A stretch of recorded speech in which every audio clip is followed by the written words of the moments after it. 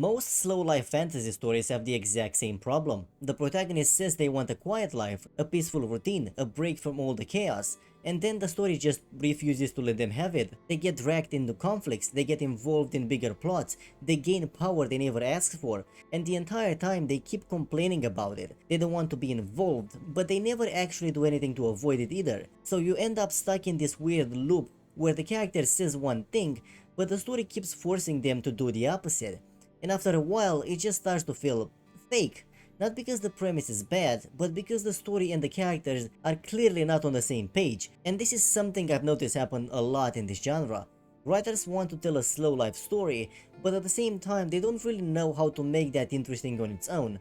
So they start adding bigger plots, more action, more stakes, until the whole idea of a slow life just kind of disappears. And that's exactly why I went into Magical Realm Shopkeeper pretty skeptical, because on paper it looks like it follows the same formula. A normal guy loses his job, ends up working at a convenience store, except the store connects to a fantasy world. It's the kind of setup that could very easily fall into the same problems. But surprisingly, it doesn't, because instead of fighting its own premise, the story actually commits to it. And more importantly, the protagonist does too. So in this video, I want to talk about why most slow life fantasy stories tend to fall apart, and why Magical Realm Shopkeeper manages to avoid that completely. One of the biggest issues with slow life fantasy stories is that they don't actually trust their own premise. On paper, the idea is simple. You take a character who's tired of everything, the stress, the expectations, the constant pressure, and you put them in a situation where they can finally just slow down. No big responsibilities, no world-saving missions, just a quieter, more personal life.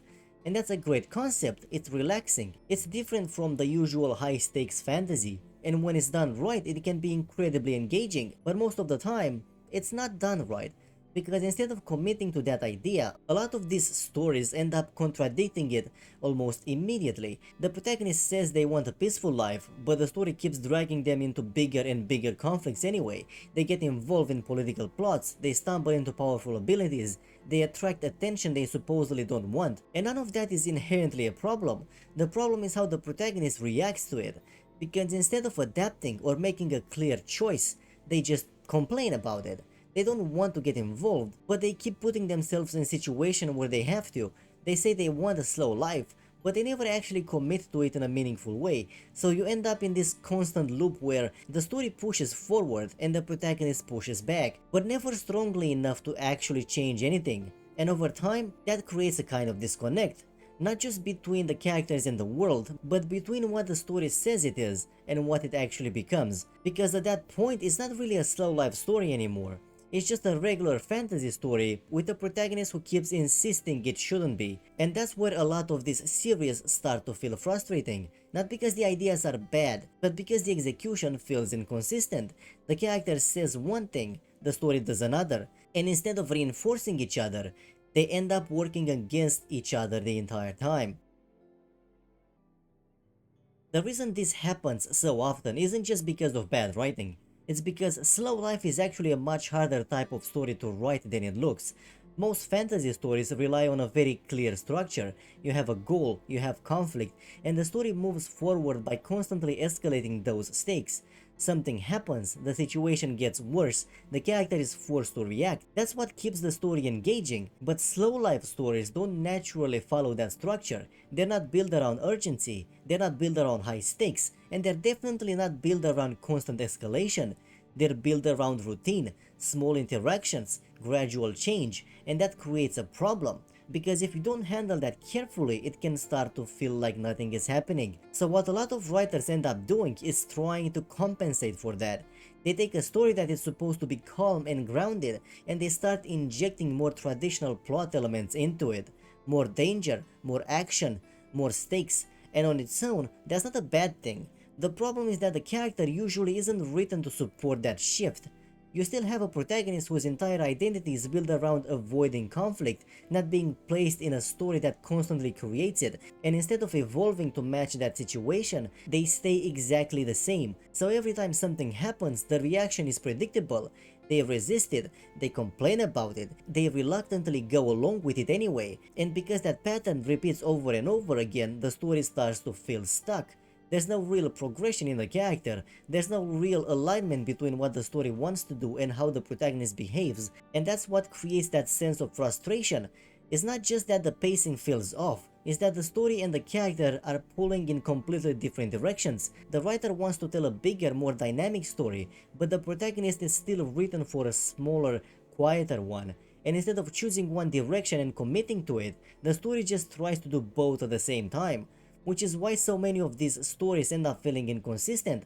Not because the idea of a slow life is flawed, but because the structure collapses the moment the story stops respecting it.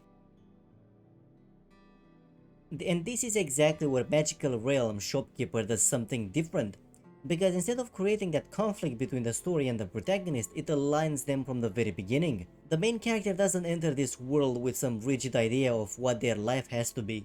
They're not obsessed with escaping it, they're not constantly pushing back against it, and most importantly, they don't spend the entire story complaining about being there. At first, sure, there's a bit of hesitation. The idea is simple. This is just a temporary job, something to get by for a while before going back to a normal life. And this is the point where a lot of similar stories would get stuck. They would drag that mindset out for dozens of chapters, turning into a constant internal conflict that never really goes anywhere. But here, it's resolved quickly. The protagonist doesn't stay in that loop. They make a decision, they commit, and once they do, the entire story starts to feel more natural because of it. Instead of resisting the world, they adapt to it. They learn how things work, they build relationships, they take opportunities when they appear, and when they discover that they have a talent for magic, they don't brush it off or pretend it doesn't matter. They double down on it. They get certified, they use it to support themselves. They actively build a life inside this world, and that might sound like a small difference, but structurally it changes everything, because now the story isn't dragging the protagonist forward, the protagonist is moving with the story. There's no constant friction, no repeated cycle of resistance and reluctant involvement. Every step forward feels like a natural extension of the choices the character has already made, and that's why the pacing feels smoother, that's why the progression feels earned, and that's why the slow life aspect actually works here. Because it's not being treated as something the story has to fight against, it's something the story is built around. Even when the scope expands and new opportunities appear, it still feels consistent, because the protagonist isn't trying to escape that growth, they're choosing it, they're leaning into it, and as a result the story never loses its identity. It still feels grounded, it still feels personal, and it still feels like a life that's being built step by step, instead of a plot that's being forced forward. But even with all of that, the biggest reason this story works isn't the structure, it's the characters, because at its core, Magical Realm Shopkeeper isn't really about the world, it's not even really about the protagonist, it's about the people who walk into that store. Every chapter, every interaction, every small moment comes from this very simple idea. What happens when a completely normal convenience store becomes a meeting point for an entire fantasy world? You get elves, kobolds, adventurers, mages, all coming in for the most mundane reasons imaginable, buying food, trying new products, arguing over small things, acting in ways that are completely normal to them, but just slightly off from what you'd expect, and that contrast is where most of the charm comes from.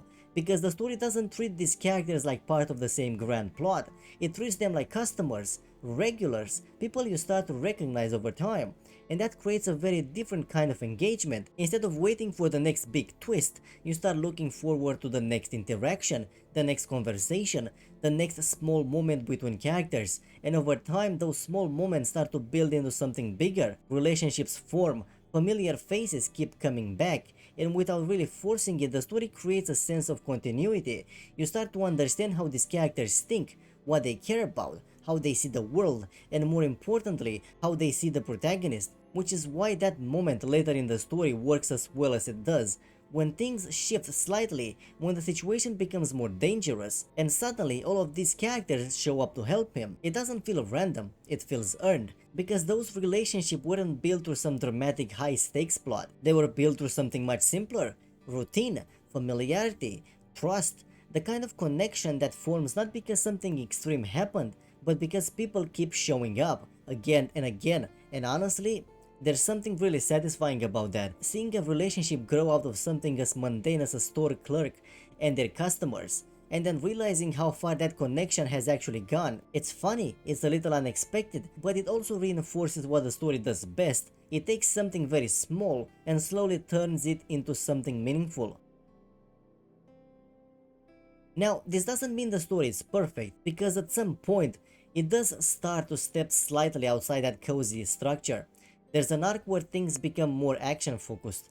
The stakes go up, the situation becomes more dangerous, and the story shifts, at least temporarily, into something closer to a traditional fantasy conflict. And this is where a lot of people start to push back, because for a story built on small grounded interactions, that kind of shift can feel risky. It's exactly the kind of thing that usually breaks slow life stories. When the scale suddenly increases, it can feel like the story is abandoning what makes it work in the first place. And to be fair, I understand that reaction. If you're reading this specifically for the cozy atmosphere, for the routine, the characters, the simplicity, then any move toward action or larger conflict is going to feel like a disruption. It can feel like the story is starting to fall into the same patterns that we talked about earlier. But personally, I don't think it crosses that line, because the key difference is why that shift happens. It's not random. It's not just the story forcing the protagonist into a bigger plot for the sake of excitement. It comes from the relationships that were already built. All those small interactions, they lead to that point. So when the situation escalates and those same characters show up to help him, it doesn't feel like a genre shift. It feels like a payoff. And honestly, there's something kind of funny about it too, because you have this entire network of people that the protagonist met through something as mundane as a convenience store, suddenly stepping up into a much more serious situation. It's a bit chaotic, a bit unexpected, but it works because the foundation was already there. And more importantly, the story doesn't stay in that space for too long. It doesn't fully transform into an action-driven narrative. It expands briefly and then returns to what it does best, which is important because that's the line these kind of stories have to walk. You can introduce bigger moments and raise the stakes occasionally, but if you stay there too long, you risk losing the identity of the story completely. And Magical Realm Shopkeeper, at least so far, does a pretty good job for not crossing that line. When we look back at everything this story does, the reason it works so well actually becomes pretty simple. It's not doing anything particularly revolutionary. It's not redefining the genre. It's not introducing some completely new concept. In fact, most of what it does are some of the most overused tropes in this type of story. A normal guy ends up in another world, he finds a job, he slowly builds a life there. We've seen this structure countless times before, but the difference here is that the story actually understands what it wants to be. It doesn't try to constantly escalate, it doesn't try to force itself into something bigger than it needs to be, and more importantly, it doesn't fight its own premise, because that's the problem we talked about earlier. A lot of slow life stories say one thing, but then spend the entire time doing the opposite. They want to be calm, but they keep forcing conflict. They want to be grounded, but they keep escalating stakes. They want a passive protagonist, but they keep dragging them into action. And over time, that contradiction starts to break the story. Magical Realm Shopkeeper avoids that by doing something much simpler. It lets the premise guide the story instead of constantly trying to override it. The protagonist adapts to the world. The story follows those choices and everything grows naturally from there. Even when it steps slightly outside the structure, it never loses sight of what it's built on. And I think this is why it feels so easy to read, why it feels consistent, why it feels comfortable in a good way. Because nothing feels forced, nothing feels like it's happening just because the story needs it to. Everything feels like a natural extension of what came before. And honestly, that might be the most important thing a story like this needs to get right. Not bigger stakes, not more action, just consistency between what the story says it is and what it actually does. And when that alignment is there, even the simplest ideas can work really well as long as the story actually commits to them. But I'm curious what you think. Do you enjoy these slow life kind of stories? Or do you find them frustrating for the same reasons we talked about earlier? And if you've read Magical Realm Shopkeeper, did the more action-focused moments work for you, or did they feel like they didn't really belong? Let me know your thoughts in the comments. And if you enjoyed this video, consider leaving a like and subscribing to the channel. I've been covering a lot of gacha stories recently, but I do want to explore more stories like this as well. So if you have any recommendations, feel free to drop them below. As always, thanks for watching, and I'll see you in the next one.